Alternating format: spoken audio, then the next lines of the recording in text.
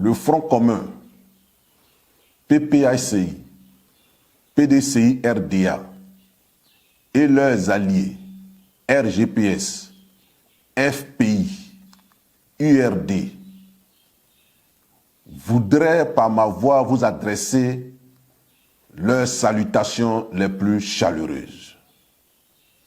Camarades militants, camarades militantes, depuis le 11 octobre 2025, nous sommes entrés dans la phase active de notre lutte contre la violation de notre Constitution pour l'avènement d'un état de droit qui garantisse les libertés individuelles et collectives dans notre pays.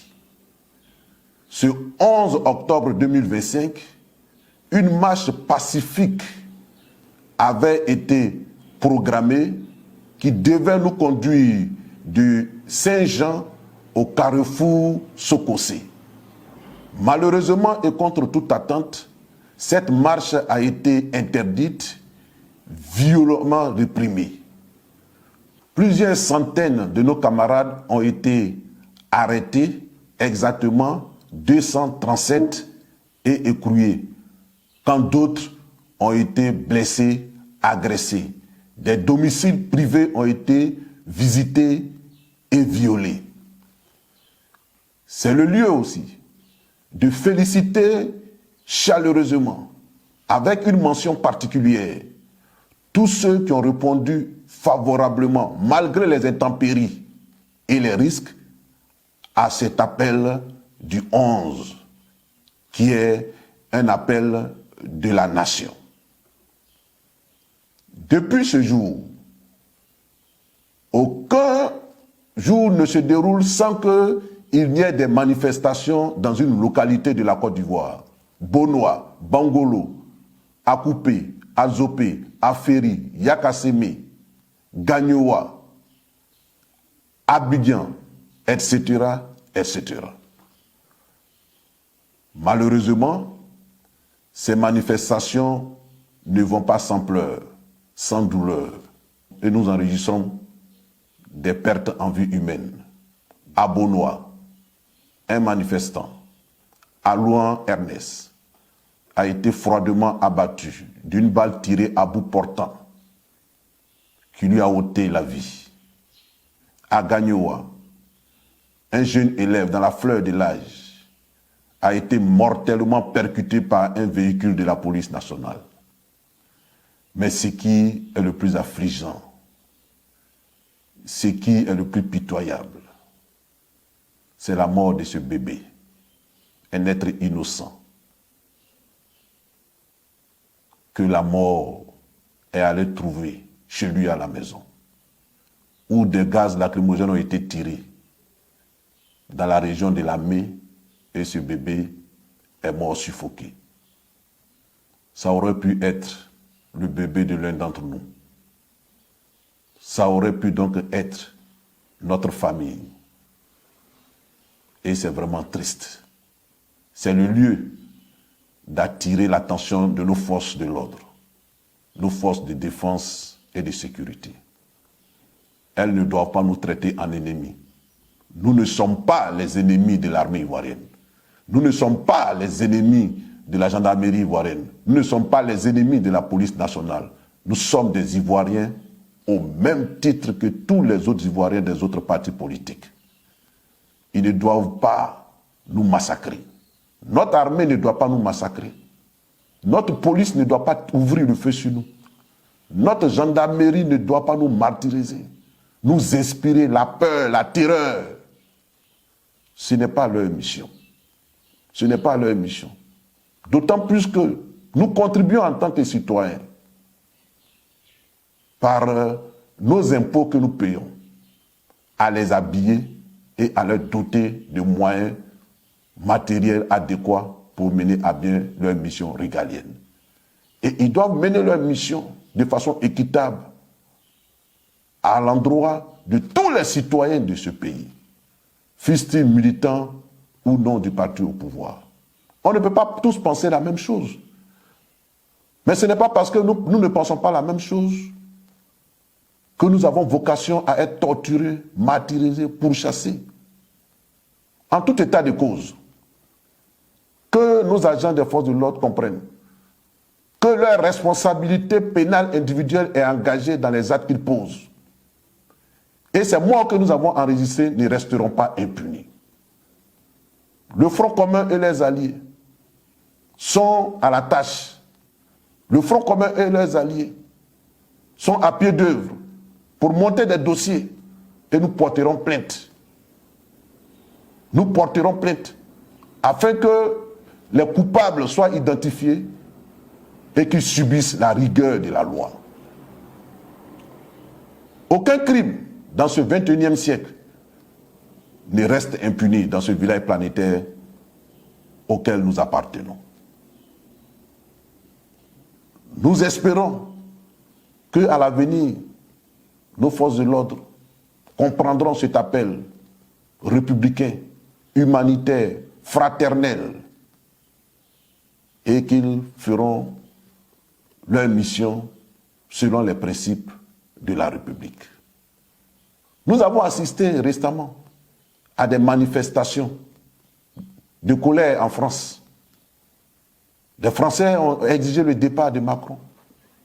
Il y a eu des affrontements, parfois violents, brutaux, des agressions sur la personne et l'intégrité des forces de défense et de sécurité en France.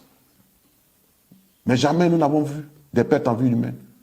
Nous n'avons vu des policiers dégainer ou ouvrir le feu sur des manifestants. Quand bien même ils se sont trouvés souvent en mauvaise posture, en difficulté. Pourquoi? Ici en Afrique et singulièrement en Côte d'Ivoire, il y a cette propension à vouloir écraser les militants de l'opposition. Pourquoi il y a cette tendance à vouloir marginaliser les militants de l'opposition? Non, nous ne sommes pas des marginaux. Non, nous ne sommes pas des Ivoiriens de seconde zone à qui tout est interdit dans ce pays. Nous avons une constitution unique et cette constitution nous garantit des droits et nous entendons exercer ces droits-là. Et vous, en tant que force et agent de l'ordre, vous avez le droit de nous protéger lorsque nous exerçons nos droits constitutionnels. J'espère que nous avons été entendus et que, à l'avenir, de telles choses ne se reproduiront plus. Car nous sommes des frères et des sœurs, après et avant tout. Merci de m'avoir entendu. Quand la haute direction du Front commun a lancé le projet de la marche le 2 octobre 2025 pour le 11, immédiatement, quelques jours après, nous avons reçu une convocation de la préfecture de police à l'effet de nous présenter illico presto à la direction des enquêtes générales pour affaires nous concernant, pour être entendus. Je rappelle qu'à peine quelques jours auparavant, nous avions été à nouveau convoqués par le procureur de la République près du tribunal de première instance d'Abidjan, à l'effet de nous délivrer un message selon ses dires. Mais ce message n'était nul autre que des menaces qui ont été proférées à notre endroit. Le procureur de la République nous a ouvertement menacés et il a dit qu'il nous tiendrait pour personnellement responsables de tout mouvement, de toute manifestation qui aurait lieu à quelques endroits du territoire ivoirien. Nous avons demandé au procureur de la République, mais de quelle information dispose-t-il? De quels éléments dispose-t-il? Et qui fonde sa certitude que nous sommes auteurs, complices, si effectivement des manifestations avaient lieu. Il n'a pas pu répondre à cette question. Il nous a demandé de faire bon usage de ces avertissements.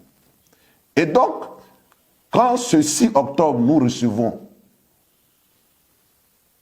quelques jours seulement après ces menaces, quand nous recevons une convocation de la préfecture de police, nous imaginons et nous savons ce que cela veut dire. Et donc, nous n'avons pas répondu à cette convocation. Nous n'avons pas répondu à cette convocation. Nous avons décidé, en toute connaissance de cause, en toute responsabilité, de ne pas répondre à cette convocation. Car répondre à cette convocation signifiait nous rendre mains et pieds liés au régime. Répondre à cette convocation serait faire de nous-mêmes des prisonniers. Répondre à cette convocation serait donc de la capitulation. Nous avons décidé de ne pas répondre et adopter une posture de combat et de résistance. Et depuis ce jour, les forces de l'ordre sont à nos trousses. Les encagoulés sont à nos trousses. C'est la traque pour nous mettre la main dessus. Il n'y a pas longtemps encore, une seconde convocation est arrivée. Mais aujourd'hui, je suis à me demander pourquoi cet acharnement? Pourquoi ce harcèlement? Pourquoi vouloir, coûte que coûte, me mettre le grappin là-dessus, me mettre aux arrêts? Et qu'est-ce que j'ai fait? En tout état de cause, à ma qualité de coordonnateur général du comité opérationnel du Front commun, j'ai décidé de prendre mes responsabilités et de continuer le combat. De continuer le combat advienne que pourra. Et ce combat, je le mène avec vous, à vos côtés. Je n'ai pas fui. Je n'ai pas l'âme d'un fuyard. Je n'ai pas l'âme d'un traître. Je n'ai pas l'âme de quelqu'un qu'on intimide. Je vous invite donc à compter de maintenant, parce que nous allons rentrer dans la phase décisive de ce combat. Nous allons rentrer dans les moments ultimes de ce combat. Je vous invite à beaucoup plus de détermination, à beaucoup plus de volonté, à beaucoup plus d'engagement. Tous, autant que vous êtes, le Front commun vous appelle. Ses alliés, le RGPS, le Front populaire ivoirien et tous les démocrates vous appellent à occuper les rues. À occuper les rues pacifiquement, dans la discipline, dans l'ordre et avec un esprit républicain, comme vous avez toujours su le faire, surtout ce 9 août 2025. C'est un droit. Vous n'êtes pas en train d'enfreindre la loi. C'est un droit constitutionnel que vous exercez. Jeunes, femmes, adultes, travailleurs, étudiants, démocrates de tous, vous êtes invités à occuper pacifiquement les rues. Que ce soit dans tout le district d'Abidjan et même dans tout l'intérieur du pays, dans les grandes villes de l'intérieur du pays, tous les Ivoiriens sont invités à occuper les rues de façon pacifique. Je voulais vous dire, avec assurance, je voulais vous rassurer et je voulais apaiser ceux qui ont une once de doute en eux, que jamais, jamais aujourd'hui plus qu'hier, nous ne sommes si proches de la victoire et de la délivrance. Je le répète, je voulais vous dire, avec foi, conviction, et rassurer ceux qui sont traversés, ceux qui seraient tentés d'être traversés par le doute, que jamais, aujourd'hui plus qu'hier, nous ne sommes aussi proches de la victoire et de la délivrance. Mais la balle est dans votre camp. la balle est dans notre camp. Et le salut de ce pays, la renaissance de ce pays, réside entre nos mains, entre vos mains. Osez agir, osez manifester pour oser gagner et triompher. Osez agir, osez manifester pour triompher et gagner. Pour triompher et gagner. Je sais qu'en chacun de vous vibre l'esprit patriotique. Je sais qu'en chacun de vous, du plus profond de son être, veut que les choses changent en Côte d'Ivoire. Et il y a comme un appel intérieur. Un appel intérieur qui ne cesse de vous importuner, qui vous demande de faire quelque chose pour votre pays, de faire quelque chose pour votre nation. Écoutez cette voix silencieuse. Écoutez cette vibration qui secoue votre âme. C'est l'appel de la nation. C'est l'appel de la Côte d'Ivoire pour qu'elle retrouve son équilibre, pour qu'elle retrouve sa légitimité, sa légalité, pour qu'elle retrouve son âme, pour qu'elle retrouve sa joie de vivre ensemble, pour qu'elle retrouve l'état des droits qui fait que chaque citoyen, quelle que soit sa position dans le pays, respecte la loi et est soumis à la loi. Le président Laurent Gbagbo, président du PPAC, notre leader charismatique, le ministre Tidiane Thiam, président du PDCI RDA, le premier ministre Pascal Affi-N'Guessan, le premier ministre Soro Kibafori Diom et tous les leaders sont avec vous, sont avec nous dans ce combat.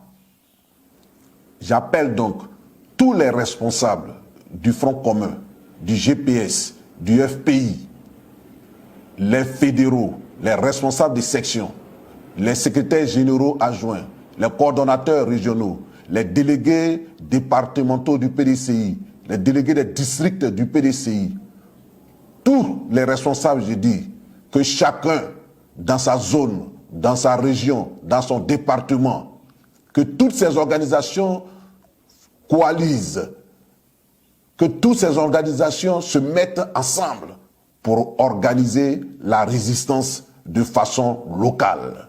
Pour la patrie, nous sommes prêts à tous les sacrifices. Pour la patrie, nous sommes prêts à tous les sacrifices.